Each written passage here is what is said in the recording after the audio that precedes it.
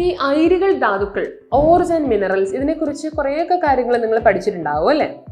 നമ്മുടെ ഭൂവൽക്കത്തിൽ കാണപ്പെടുന്ന മൂലക സംയുക്തങ്ങളെയെല്ലാം ധാതുക്കൾ, മിനറൽസ് എന്ന പേരിട്ട് വിളിക്കാം. ഏത് ധാതുവിൽ നിന്നാണോ നമ്മൾ ലോഹത്തെ അല്ലെങ്കിൽ ആ പെർട്ടിക്കുലർ മൂലകത്തെ വേർതിരിച്ചെടുക്കുന്നത്, അത്തരം ധാതുക്കളെ നമ്മൾ അയിരുകളെന്ന് വിളിക്കും. അപ്പോ എല്ലാ ധാതുക്കൾക്കും അയിരുകളാകാൻ കഴിയില്ല, എന്നാൽ എല്ലാ അയിരുകളും ധാതുക്കളാണ്.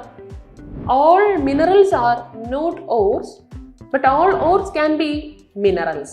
അതൊരിക്കലും മാറിപ്പോവാതെ പഠിച്ചു വെക്കണം.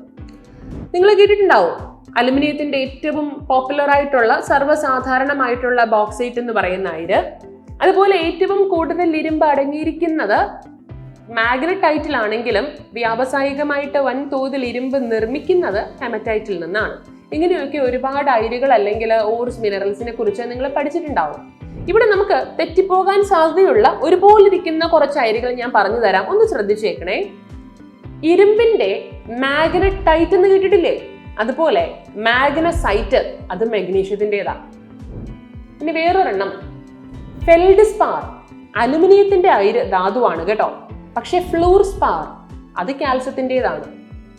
കെലമൈൻ അല്ലെങ്കിൽ കെലാമിൻ സിങ്കിൻ്റെതാണ്, പക്ഷേ കെലോമൽ മെർക്കുറിയുടേതാണ്. കാർണലൈറ്റ് എന്നൊരു ധാതുവിനെ കുറിച്ച് കേട്ടിട്ടുണ്ടാവും, പൊട്ടാസ്യത്തിൻ്റെയാ, പക്ഷേ കാർണോടൈറ്റ് അത് യുറേനിയത്തിൻ്റെതാണ്. ഇതുപോലെ മറ്റൊരെണ്ണം കൂടിയുണ്ട്, സ്പാലറൈറ്റ് എന്ന് പറയുന്ന ധാതു സിങ്കിൻ്റെതാണ് കേട്ടോ. എന്നാൽ സ്പെറിലൈറ്റ് നിങ്ങൾ കേട്ടിട്ടുണ്ടോ? അത് പ്ലാറ്റിനത്തിൻ്റെതാണ്. അപ്പോൾ ഏകദേശം ഒരുപോലിരിക്കുന്ന, തെറ്റിപ്പോകാൻ സാധ്യതയുള്ള ഒരു കൂട്ടം അയിരുകളാണ് ഇപ്പം ഞാൻ പറഞ്ഞത്. ബാക്കിയുള്ളത് പഠിക്കുന്നതിനൊപ്പം ഇതിന് ഒരല്പ പ്രാധാന്യം കൂടി കുറച്ച് കൂടുതൽ കൊടുത്ത് എന്ത് ചെയ്യുക, നന്നായിട്ട് പഠിക്കുക. ശരി.